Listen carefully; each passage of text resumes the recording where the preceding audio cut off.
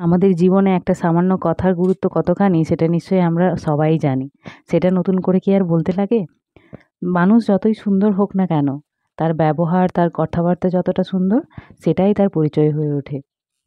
তুমি দেখতে কতটা সুন্দর, তুমি কতটা লম্বা, তোমার চুল কত বড়, তোমার স্কিনের রং কত সুন্দর, সেগুলো কোনোটাই গুরুত্ব দেয় না কোনোদিনই কারোর জীবনে। গুরুত্ব দেয় যদি সেটা হলো তোমার কথা বলার ধরন, তোমার ব্যবহার। আর কোনো কিছুই সেরম একটা গুরুত্ব হিসেবে নেয় বলে জীবনে সেটা আমার জানা নেই। নমস্কার, আমি সোনালী, সবাইকে স্বাগত জানাই নতুন একটা ভিডিও দেখার জন্য। সকাল, সকাল এরকম একটা কথা দিয়ে শুরু করলাম। নিশ্চয়ই ভাবছেন কি হয়েছে, কেন?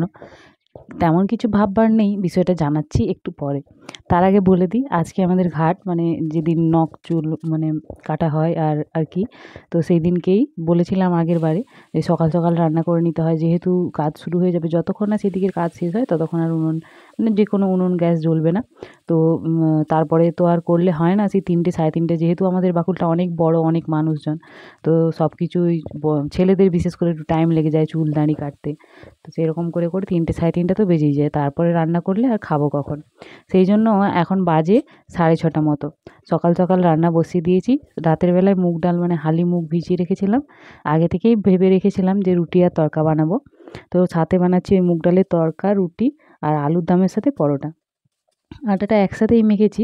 শুধু একদিকেরটায় লেচি কেটে রেখেছি, সেটাতে তেল দেওয়া হয় না, যেগুলো রুটি করব। আর যেগুলো পরোটা বানাবো সেটা তেল দিয়ে মেখেছি। একটু নরম, নরম মাখা হয়ে গেছে, তবুও ভালো, একটু পরোটাটা নরম থাকবে। আর আমার ছেলের রুটি পরোটা হলে তার মধ্যে পরোটাটাই বিশেষ পছন্দ। রুটিটা তেমন একটা খেতে চায় না। একবারে মশলা কষিয়ে নিচ্ছি, তার মধ্যে থেকে মশলা অল্প একটু তুলে রেখে দেবো আলুর দমের জন্য, আর বাকিটাতে ডালটা একদম সাঁতলে দেবো। মুগ ডালের মানে হালি মুগ, এতে যদি একটু স্প্রাউট বের করে নেওয়া যায় তাহলে বেশি ভালো হয়, কিন্তু সেটা আর টাইম ছিল না। একদিন মোটামুটি লাগে। তো এমনি নিরামিষের মধ্যে ওই আদা, টমেটো, একটু গরম মশলা এসব দিয়েই বানালাম। আদা জিরে বাটা। তো বেশ সুন্দর হয়েছিল কিন্তু খেতে, আর আলুর দমটাও বেশ সুন্দর হয়েছিল।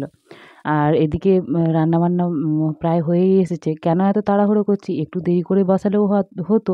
৯টা পর্যন্ত টাইম দিয়েছিল। তো আমি যদি 7:30 করে বসাতাম তবুও চলতো। কিন্তু যেহেতু আজকে রবিবার, আর প্রায় অনেকেই জানে রবিবারটা আমার একটু ব্যস্ততার মধ্যে কাটে, কারণ বাবুর ড্রয়িং ক্লাস থাকে। তো ওকে নিয়ে যেতে হবে। আর সেই জন্য তাড়াতাড়ি রান্নাটা করে নিচ্ছি। 6:30টায় বসিয়েছি, প্রায় 7:45 মতো বাজে, তখনকে আমার প্রায় কমপ্লিট হয়ে গেছে। আর ও 8:30টার সময় ক্লাস থাকে, 8:30টার সময় বেরিয়ে যেতে হয়। তো তারপর ওকে ঘুম থেকে উঠিয়ে ব্রাশ-টাশ করিয়ে, খাওয়া-দাওয়া কমপ্লিট করিয়ে ওকে একটু পরোটা আলুর দমই দিয়ে দিয়েছিলাম, তাই খেয়ে নিয়েছিল। ও আবার বলছে, "মা, আজকে সারাদিন কি এটাই খেতে হবে? তাহলে এখন আবার অন্য কিছু বানিয়ে দিলে না?" আমি বললাম, "বাবা, এই তো আবার ওটা বানাতে একটু টাইম লাগবে, খাবার বানাতে, ঠান্ডা করতে। এটা যেহেতু রেডি আছে এটাই খেয়ে নাও।" আর উনুনে রুটি যারা খেতে ভালোবাসে, রুটি সেটা উনুনে সেঁকা হলে সত্যিই সুন্দর লাগে। আমরা যারা উনুনের আঁচে সেঁকা রুটি খাই তাদের সত্যি ওই গ্যাসের রুটি পোষায় না। আমার তো বিশেষ করে ভালো লাগে না। আমার এই উনুনের আঁচে, ঘুঁটের আগুনে যে সুন্দর আঁচ লেগে রুটিটা বেশ পোড়া পোড়া হয়ে যায়, সেটাই আমার ভালো লাগে। আপনাদের কার কী পছন্দ কমেন্টে নিশ্চয়ই জানাবেন। স্নান-টান করার ঝামেলা নেই। একদম এসে নখ চুল কেটে তারপর স্নান করব। তারপর একদম পুজো-আর্চা সারবো। বাবুকে আগে নিয়ে চলে যাব। তারপরে এসে বাকি কাজ হবে। এবার আসি সেই কথাটাতে। কথাটা কেন বললাম ১ম এ? সত্যি কিছুদিন হলো, গত কয়েক দু ক মানে গত ২ দিন ধরে এমন ২-৪ টে কথা শুনছি, জীবনে যেগুলো খুব প্রভাব ফেলছে।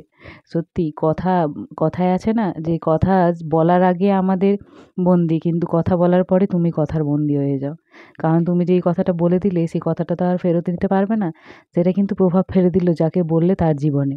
সেই জীবনে হয়তো সেই কথাটা কোনোদিনও ভুলতে পারবে না, ভুলার চেষ্টা করলেও পারে না। তো সেইরকম কথা যদি মানুষকে আপনি একবার বলে দেন, তারপরে আপনি যতটুই পশ্চাতাপ করুন না কেন, কিছু লাভ নেই। সত্যিই কি তাই? হ্যাঁ, সত্যিই হয়তো হয়ে যেতে পারে।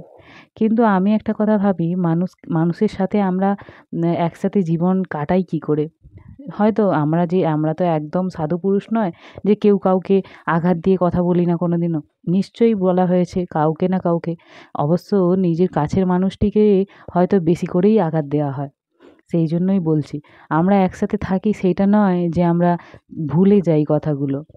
একসাথে থাকার মানেটা হচ্ছে আমরা কথাগুলো ক্ষমা করে দিই। ও আমাকে এটা বলেছে, ক্ষমা করে আগের দিনের জীবনটাতে এগিয়ে যাই আমরা। তবে কি না আমরা সেই জিনিসটাকে সহজেই ভুলে গিয়ে জীবনটাকে আরও সুন্দরভাবে বাঁচতে পারি।